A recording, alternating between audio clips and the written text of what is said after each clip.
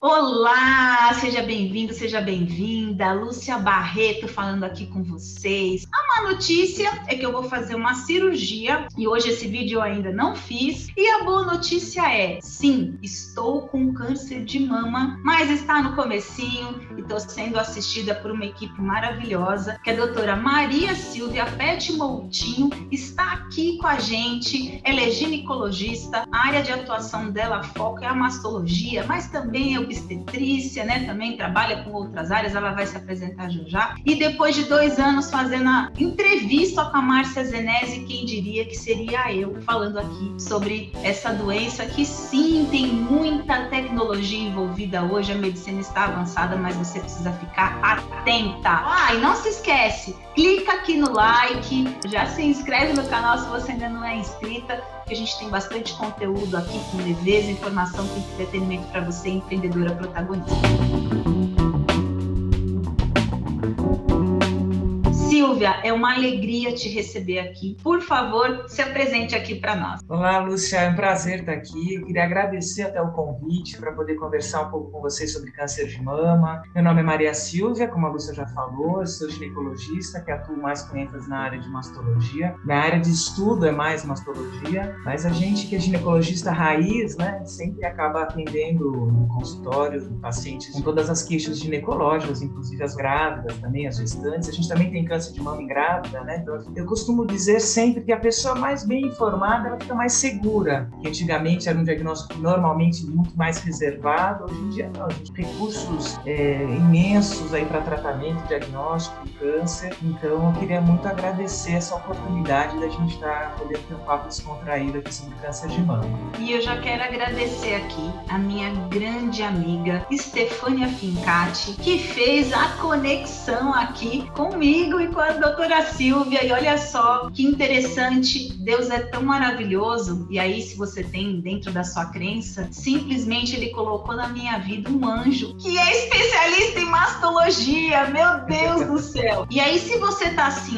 eu já vi esse assunto tantas vezes, eu não vou nem assistir. Bom, já vou te avisar que ela é super antenada, tem uma equipe top, que inclusive algumas das pessoas vão estar aqui comigo, e tem muita coisa que mudou. Então não fica até o final não para ver se você não vai vacilar e perder alguma informação importante, tá? O primeiro tópico seria qualidade de vida, né? Acho que a pessoa tem que ter bons hábitos, então ter atividade física. Inclusive no último congresso que teve brasileiro de mastologia em Salvador, os médicos fizeram uma corrida para conscientizar ali a população da importância da atividade física na prevenção do câncer. Combater a obesidade na pós-menopausa, que é um dos fatores de risco. Ter bastante parcimônia no uso de hormônio. Acho que as pessoas devem usar os hormônios com bastante rigor e orientação, sempre combater o alcoolismo, ter uma dieta bem balanceada e sem muitas gorduras, engravidar, se possível, dentro de um contexto, né? Engravidar jovem, antes dos 30, amamentar. Isso é uma coisa que a gente pode realmente fazer para prevenir, e cerca de 30% a gente reduz o risco do câncer de mama. É claro que existem outros fatores, mesmo pessoas saudáveis também têm. Quando a gente fala em risco, não quer dizer que uma pessoa que esteja incluída num grupo de risco com certeza vai desenvolver o câncer, assim como aquela que não tem grupo de risco, não vai desenvolver o câncer, né? Então, acho que isso é uma coisa importante da gente sempre pontuar e individualizar cada mulher, tá? Qual é aquela mulher que vai ter que fazer, qual é a rotina de rastreio que a gente vai ter que fazer em cada paciente, né? Em cada mulher. Mas, em linhas gerais, realmente a mamografia anual, a partir dos 40 anos, a gente consegue fazer um diagnóstico precoce do câncer de mama. Então, quanto mais precoce o diagnóstico, maiores são as chances de cura do câncer. Pois é, e uma das coisas que eu também não fazia era o autoexame, mas só para vocês entenderem. Aí vem a segunda pergunta. Pacientes de risco. Eu tenho uma tia com 82 anos hoje, que há 15 anos atrás teve o câncer de mama, fez a cirurgia, graças a Deus ela está super bem. Eu posso me considerar uma paciente de risco? Então essa pergunta é super importante, Lúcia. Primeiro eu falo assim, quando a gente está com alunos, né, quando a gente começa pela identificação do paciente, né? Então gênero,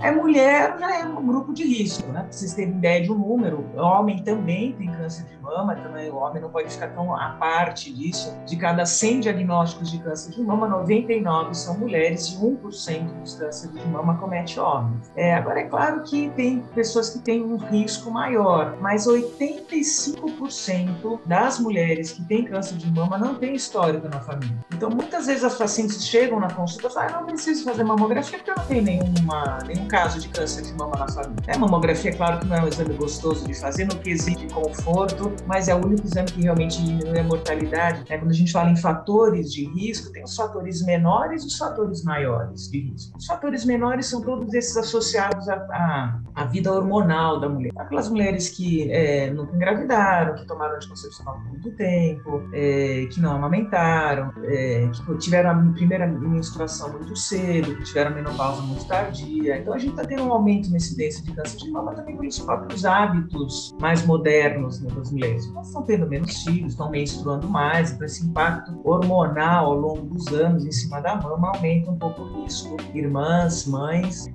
com câncer de mama e principalmente na pré-menopausa. Então, normalmente o câncer hereditário, que é aquela mutação no gene que a gente herdou da família, normalmente acomete pessoas mais jovens. Um outro fator de risco são aquelas mulheres que eventualmente fizeram alguma biópsia e que tinham alguma alteração. Essas mulheres a gente consegue fazer, na verdade, uma prevenção mesmo do câncer, Então eu sempre costumo explicar isso para as minhas pacientes. Existe o benigno, existe o maligno, existem várias alterações que não são malignas, mas fazem com que essa paciente passe, a partir desse diagnóstico, a ser uma pessoa de risco para o câncer de mama. Então essas pacientes a gente tem uma intervenção mais ativa, às vezes até de medicação. Ela toma um medicamento por 5 anos para diminuir um pouco o risco dela ter. Ou quando um homem tem câncer, o câncer de mama no homem, a gente tem uma alta taxa de mutação genética, maior do que às vezes na mulher. Na mulher a gente sabe que tem em torno de 10%, menos de 10%.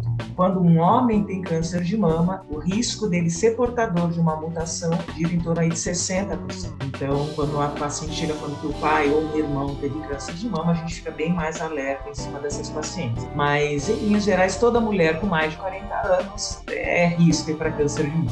Olha que interessante. Olha eu na estatística de novo. Não tenho filhos e não terei. E olha como é legal você começar a ter informação. A Silvia tá com uma equipe super bacana. Aliás, eu fui muito, mas muito acolhida. Além de tudo, são até divertidos, né, gente? Tipo eu, né? Acho que semelhante atrai semelhante mesmo, né? O que eu gostei mais na Silvia quando eu cheguei no consultório, praticidade. Falei, gente, alguém que entende o que eu quero, né? Straight to the point, né? A gente fala em inglês, mas de uma maneira tão acolhedora, né? Até pra ela me contar o que era o tal do diagnóstico da biópsia que eu fiz. Você me encaminhou pro Dr. Almilton. Então, o Dr. Almilton, ele me encaminhou pro Dr. Gregório Pinheiro para fazer essa investigação que a Silvia tá colocando aqui, genética, né? Conforme ali alguns casos que eu trouxe, ele sugeriu que eu fizesse essa investigação. Tanto para essa questão de prevenção, né? Ele até citou realmente o caso da Angelina Jolie, mas também de alerta para os meus irmãos. Como agora até o Dr. Almilton falou, você vai virar família, porque a gente vai ficar aqui uns longos anos se encontrando, né? Eu falei, que bom, são pessoas que eu me senti muito bem perto, não vai ter problema nenhum. Ele disse que conforme for o resultado, eu já vou ter um acompanhamento diferente. Essa palavra eu uso muito no consultório, acolhimento, né? Uma pessoa que está com muito medo de ter câncer, também a gente pega muito cancerofobia no consultório, né? Que é a fobia do câncer. Quando a paciente que tem efetivamente o diagnóstico, você fala, você tem que ir até fazer um acompanhamento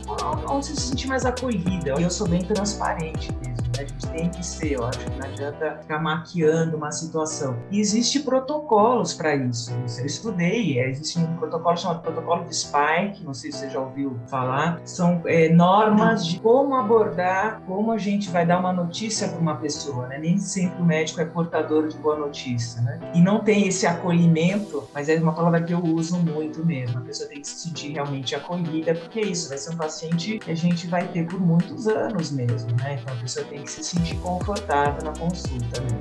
E aí vem a próxima pergunta. Quais são os sintomas? Excelente também essa pergunta. Todo mês de outubro a gente fala muito dos sintomas, né? Então é claro que o sintoma mais comum clínico, né, da pessoa sentir um nódulo. Então, às vezes é a própria pessoa que sente, às vezes é o companheiro que sente, às vezes a pessoa é meio desatenta, né? Então é isso, é um nódulo que é mais durinho, meio endurecido, indolor. Então uma outra coisa importante, os pacientes acham que o câncer, se tem dor na mama é porque tem câncer, também se não tem, não tem câncer. Então a dor na mama não é um sintoma de alerta do ponto de vista oncológico. Outras alterações a gente sempre fala para as pessoas ficarem atentas, a de tonalidade da cor da pele da mama. Então existe um tipo de tumor, ele é pouco incidente, gira em torno de 0,5% a 1%, é quando a mama toma uma característica como se estivesse inflamada, uma infecção, que chama de carcinoma inflamatório. Então a mama fica mais endemaciada, avermelhada, a gente usa o termo de casca de laranja, então dá esse aspecto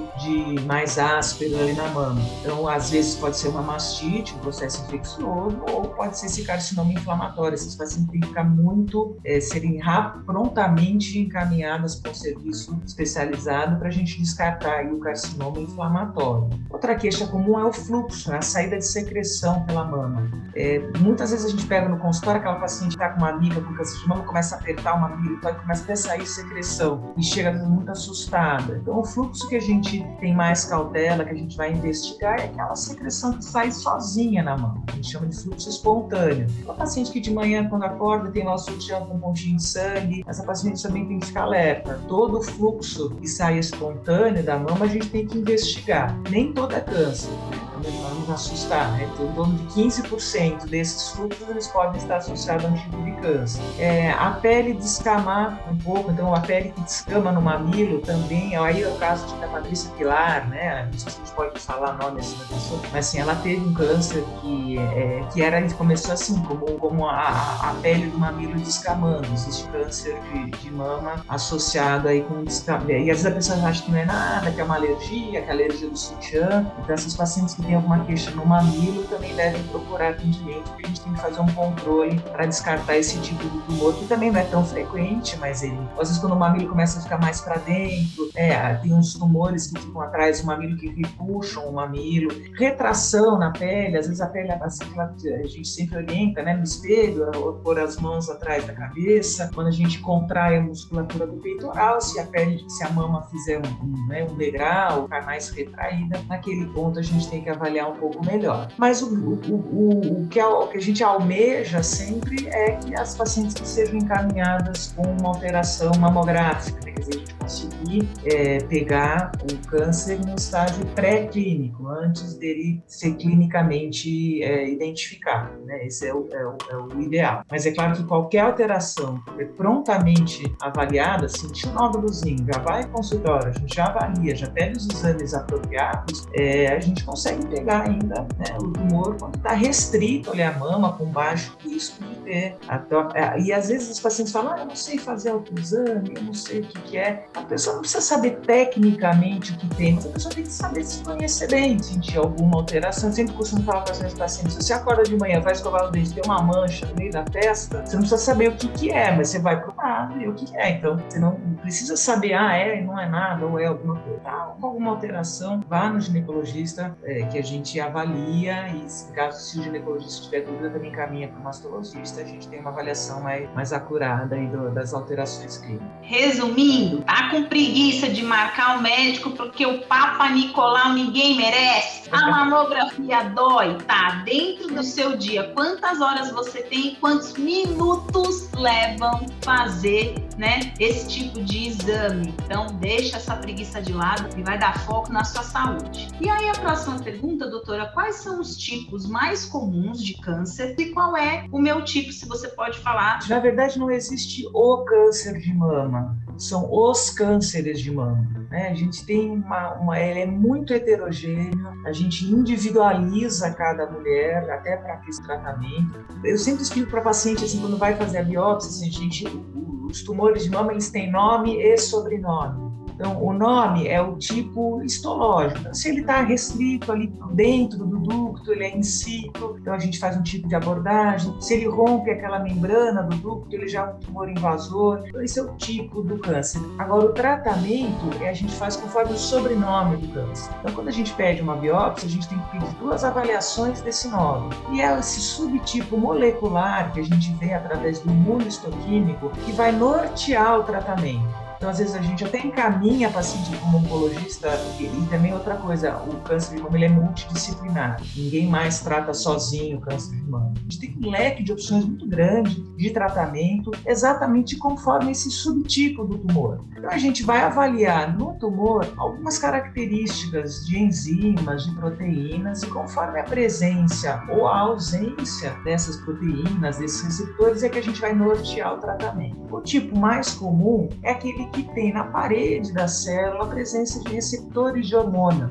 E as células podem ter na sua parede esses receptores. Então, o tratamento também se baseia nisso, a gente dando um hormônio para essa pessoa. Esse hormônio, se acopla e essa enzima, dificulta essa célula de se multiplicar. Existe uma outra proteína chamada HER2, que essa proteína também ali na parede, a gente tem uma terapia-alvo. A gente tem medicações que atuam diretamente nessa proteína. Tem uma linha de tratamento específico para essa proteína. Tem aqueles tumores que não tem nenhuma dessas 3 enzimas, que a gente chama de triplo negativo, ou seja, a gente não tem uma terapia-alvo específica para fazer. Então, essas pacientes fazem a quimioterapia convencional. Mas, mais recentemente, a gente tem medicamentos que são a imunoterapia. E para esse tipo de tumor, eu sempre costumo falar para os pacientes que estão com câncer de mama, não compare o seu tratamento com de uma amiga sua que teve câncer, porque cada um é um tratamento diferente. Eu tenho muita cautela em usar a palavra câncer. A gente ainda tem um estigma, né? Eu estou vendo que você está falando abertamente, mas nem todas. Eu demoro para falar. A minha mãe, ela é antiga, né? Ela sempre falava assim, é doença ruim, né?